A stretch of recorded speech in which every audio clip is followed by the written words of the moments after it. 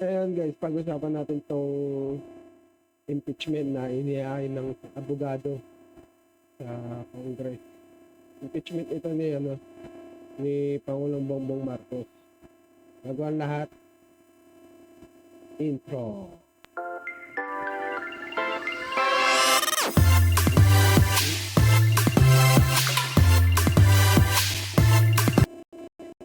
Yan.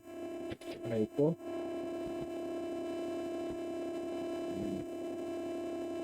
Tulig ba? Okay, game. Yan, panoorin natin tong balita sa impeachment ni Bongbong Marcos. Ang impeachment complaint laban kay Pangulong Bongbong Marcos, may ulat on the spot si Tina Panganiban Perez. Tina? Dati inihain sa Kamara ngayong umaga ang kauna-unahang impeachment complaint laban kay Pangulong Bongbong Marcos. Inihain ito ni Atty. Andre De Jesus dahil sa anti-graft and corruption, culpable violation of the Constitution at betrayal of public trust ng Pangulo.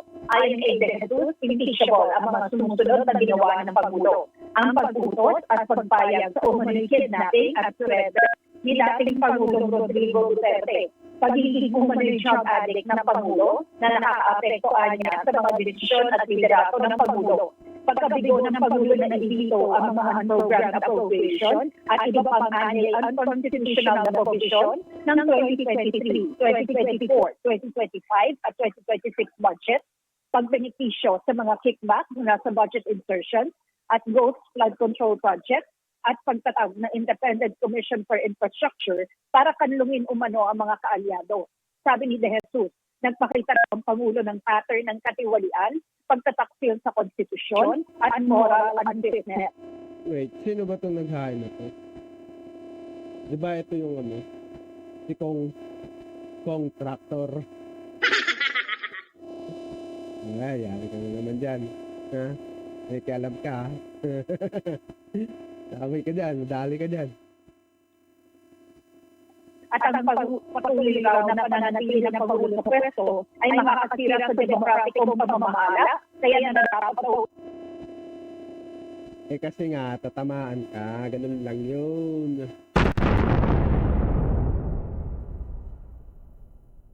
Diba isa ka sa sa 8 kontraktor na nabanggit na. Ano tayong may sariling agenda. Ikaw koloko Excited pa naman ako umuwi galing sa trabaho kasi pagpasok ko pa lang binalita na may naghain ng impeachment. Sabi ko, tignan ko muna yung anong grounds ng impeachment niya. Excited ako umuwi yan. Tapos malaman ko ito. Then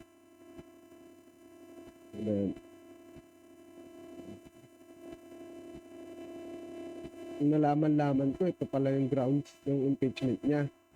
Responded, order and enabled the kidnapping and surrender of former President Rodrigo Roa Duterte to the ICC.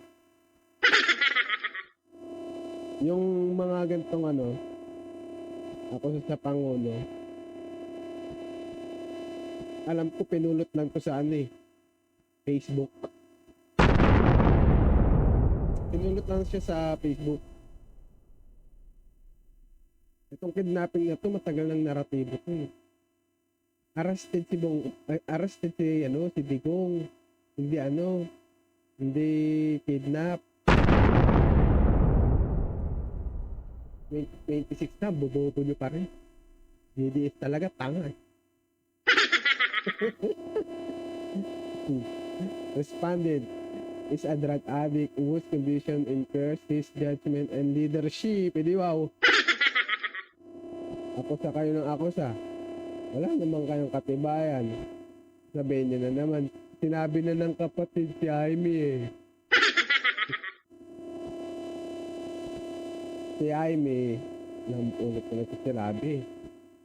Gusto nyo makita yung guys yung about sa drug addict daw ang Pangulo. At sa mga ibang video ko, dito lang din sa YouTube. Si Aimee, may source din siya.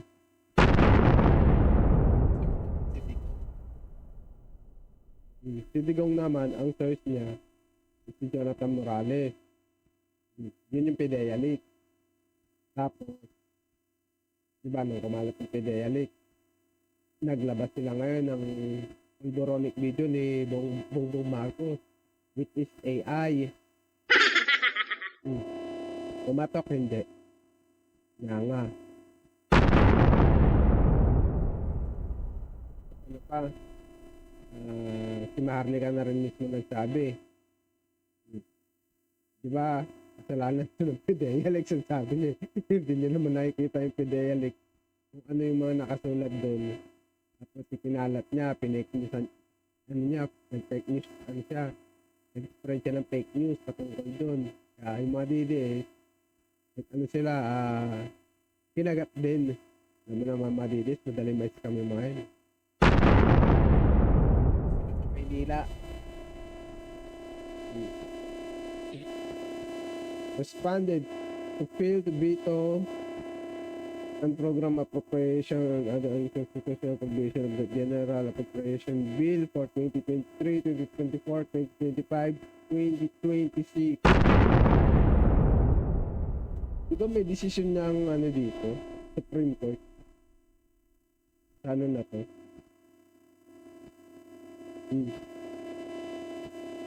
Hindi naman kasi lahat ng program is unconstitutional.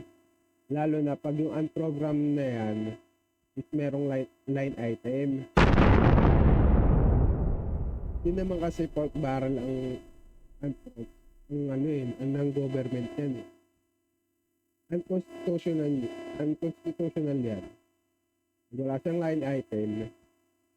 Tapos, walang line item. Tapos, hindi sila yung rules ng COA, may rules yan sa COA meron kung paano gagastusin. Tapos magiging unconstitutional talaga sa implementation pagka ginastos mo yan sa maling pamamaraan.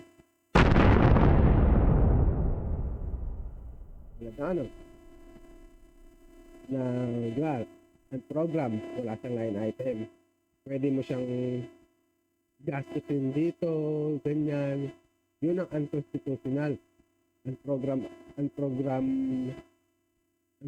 fund, walang line item. Merong line item. Tapos, kunyari, nasa siya, for military. Tapos ginastos mo siya for DepEd, yun ang unconstitutional kung hindi sila nag-amend. Ayun, excited pa naman ako tapos makikita ko lang na grounds ganito. Ayun yan. Responded, benefit from kickback arising from budget insertion of ghost flood control project. Ano ba yun?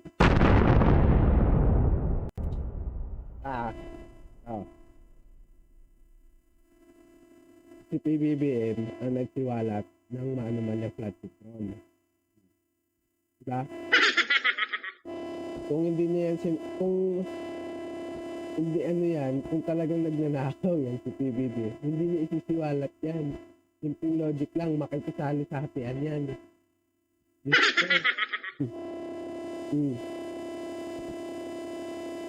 May mga nakulong na. Sara Vizcaya. Si Kylie Vizcaya, naka-contempt. Balita ako, yung dalawa.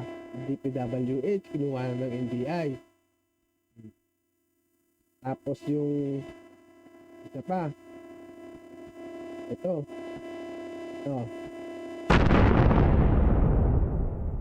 Hanap kayo, mga DDS ng Big Fish.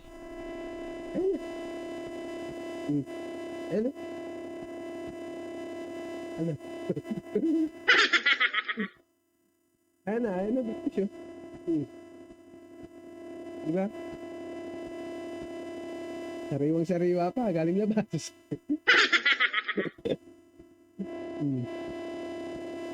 Balik tayo dyan.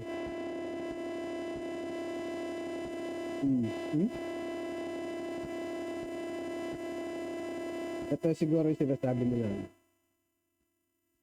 Betrayal of public trust. Bullshit. Ang tanga naman nung ano na yun. Hindi man na pinag-aralan, kinuha lang sa Facebook. Mga lahat na ito, baseless eh. Baseless accusation lang ito eh.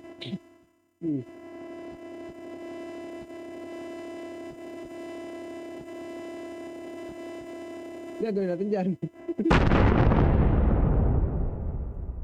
Nak ng tinapaw. Responded, created the ICI to shield corrupt allies. Corrupt ba? Allies?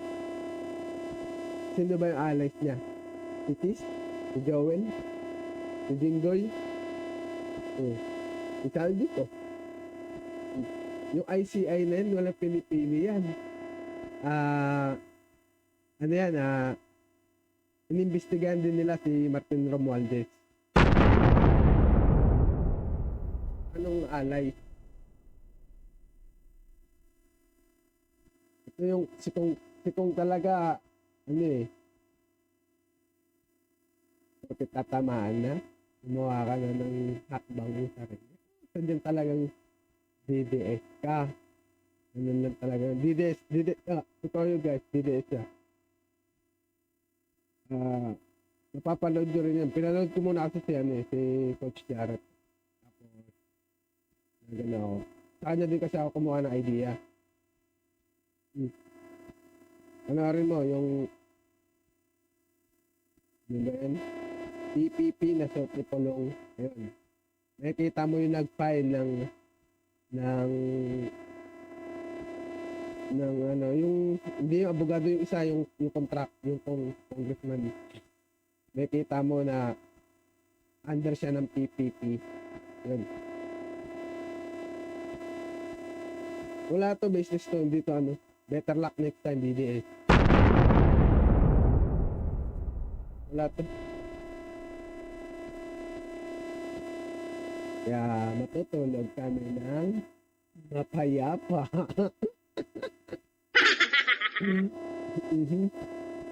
Ito, pakamusta na lang kami dito. Si Tolome. Tolome.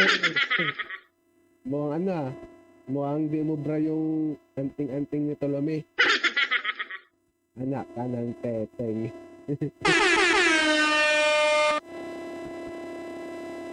Grabe, ano nangyayari sa Pilipinas yun?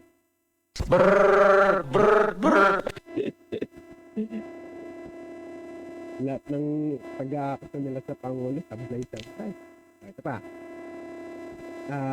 Siguro next nila. So, paano guys? Hanggang dito na lang. Maraming salamat. At goodbye.